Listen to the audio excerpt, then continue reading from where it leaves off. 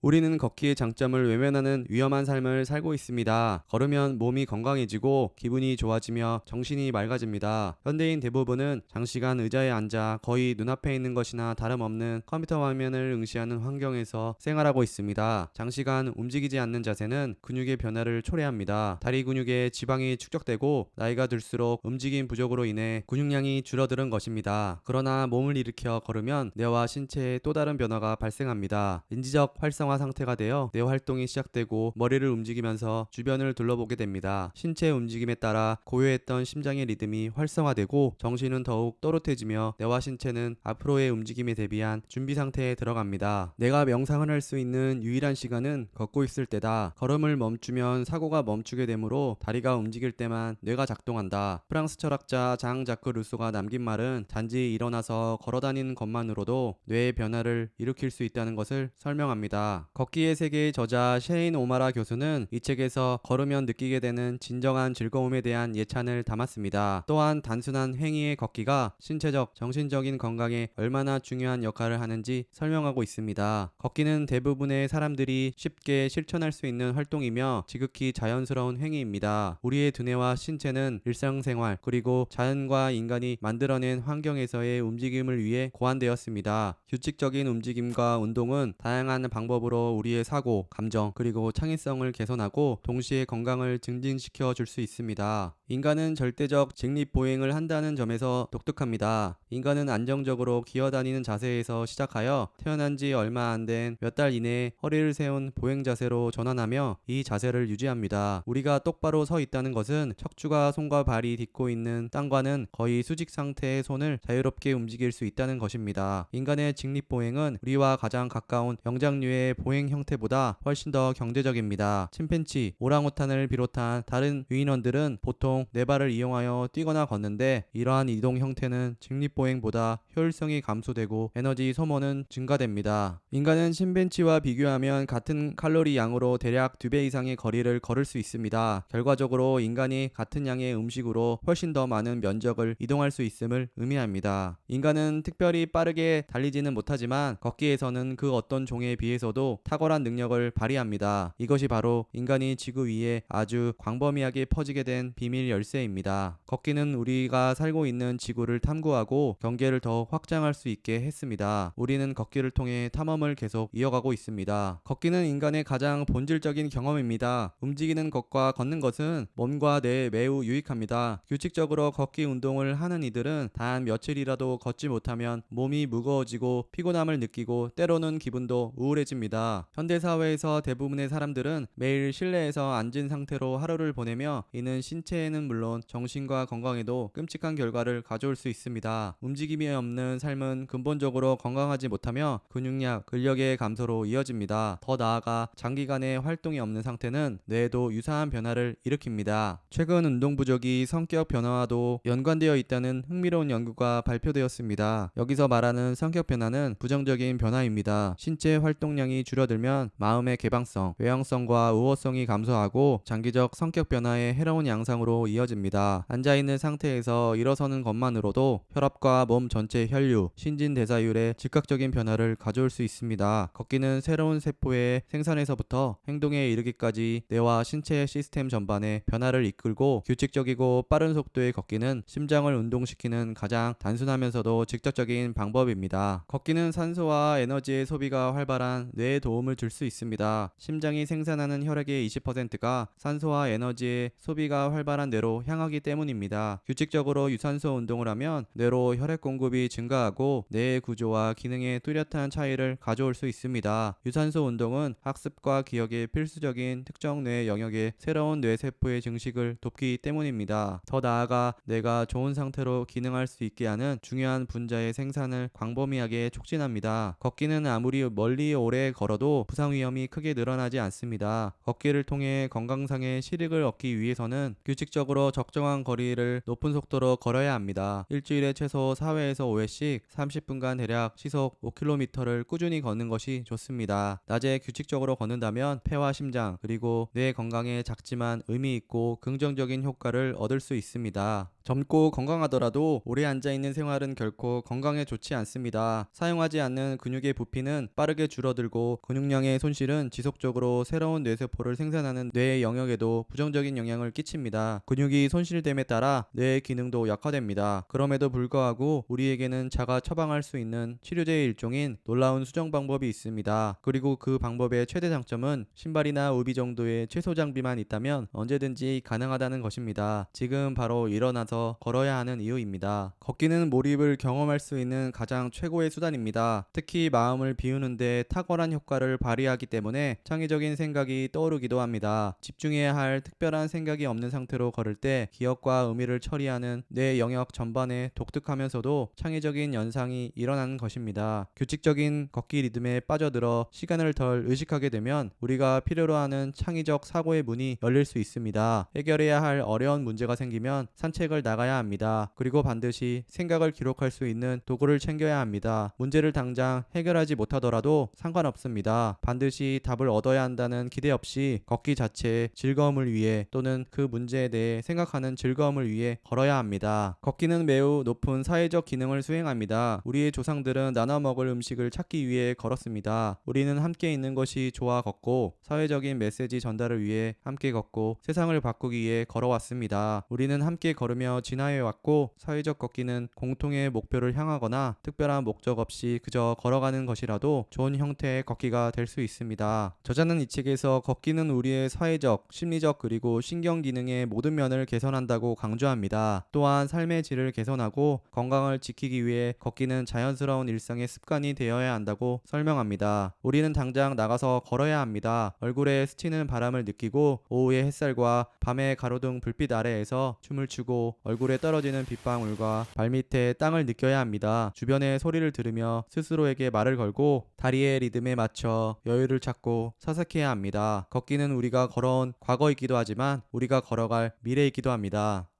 시청해주셔서 감사합니다.